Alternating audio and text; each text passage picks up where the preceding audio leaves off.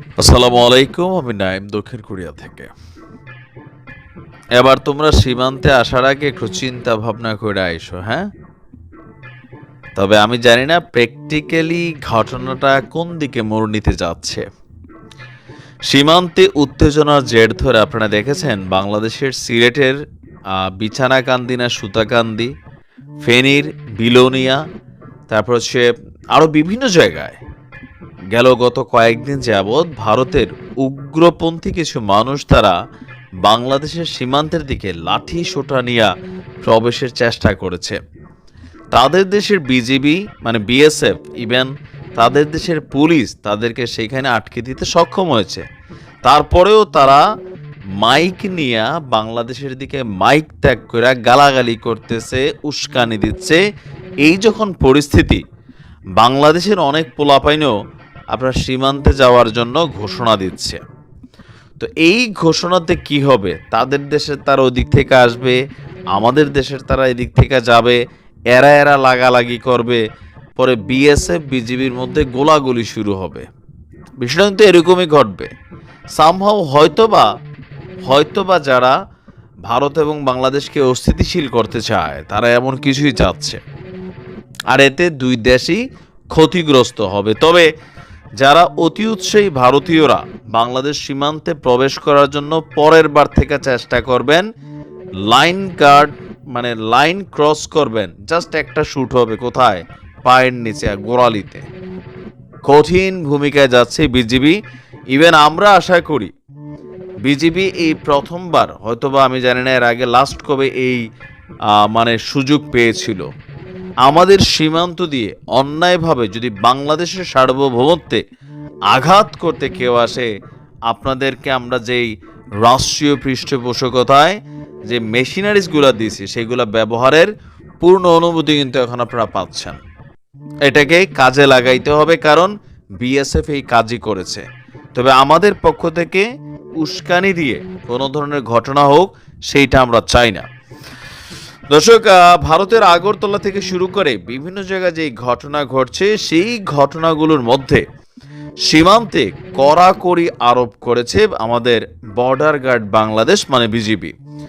যে কোনো ধরনের অপতৎপরতা রোধে বিজিবি সতর্ক এবং প্রস্তুত রয়েছে। বিজিবির সদর দপ্তরের মিডিয়া শাখা থেকে পাঠানো এক বার্তায় জানানো হয়েছে, সীমান্তে যে কোনো ধরনের অনাকাঙ্ক্ষিত পরিস্থিতি কিংবা অপতৎপরতা রোধে বিজিবি সর্বোচ্চ সতর্ক। আর অপরদিকে আমরা দেখছি যে ভারতের বিএসএফও তারাও কিন্তু তাদের ওইখানে সীমান্তে নিরাপত্তা জোরদার করেছে, কারণ তাদের দেশের কোনো মানুষ যদি তাদেরকে ডিঙাইয়া সীমান্তে আসে, আমাদের লাইন ক্রস করে দেন, আমরা কিন্তু তাদেরকে পয়েন্ট করার জন্য আইনত আন্তর্জাতিক অঙ্গনেও কিন্তু আমরা সঠিক।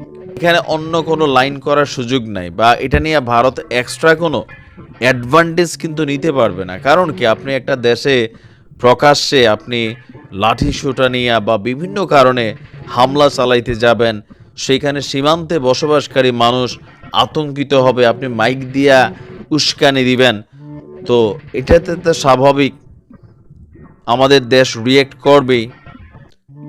তো আমরাও চাই না আমাদের বাংলাদেশের কোনো মানুষ ওই এদের মতন এরকম মূর্খ অ্যাক্টিভিটিস করবেন, সীমান্তে দৌড় দিয়ে চলে যাবেন, যাইয়া বলবেন যে একদম ভারত ঢুইকা যাবো, তাই না?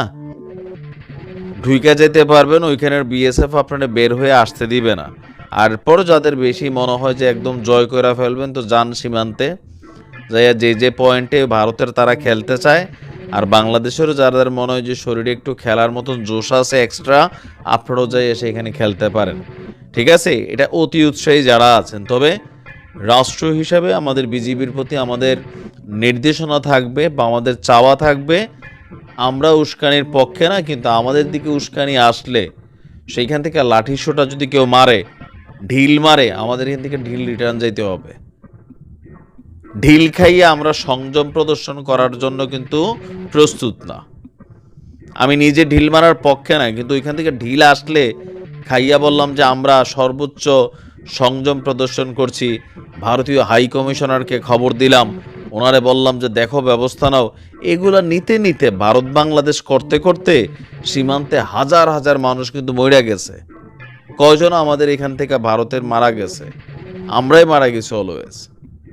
সো বাংলাদেশের পক্ষ থেকে আমরা শান্তির পক্ষে, কিন্তু লিমিট ক্রস করলে অফকোর্স আমরাও চাইবো আমাদের দেশের বিজিবি অ্যাকশনে নামবে। বিজিবি বলছে যে কোনো ধরনের পরিস্থিতি সীমান্তে এপার বাংলা বা ওপার বাংলা যেই বাংলা থেকে হয়, বিজিবি শক্ত হাতে কঠোরভাবে দমন করবে। ধন্যবাদ জানাই, ভালো থাকবেন।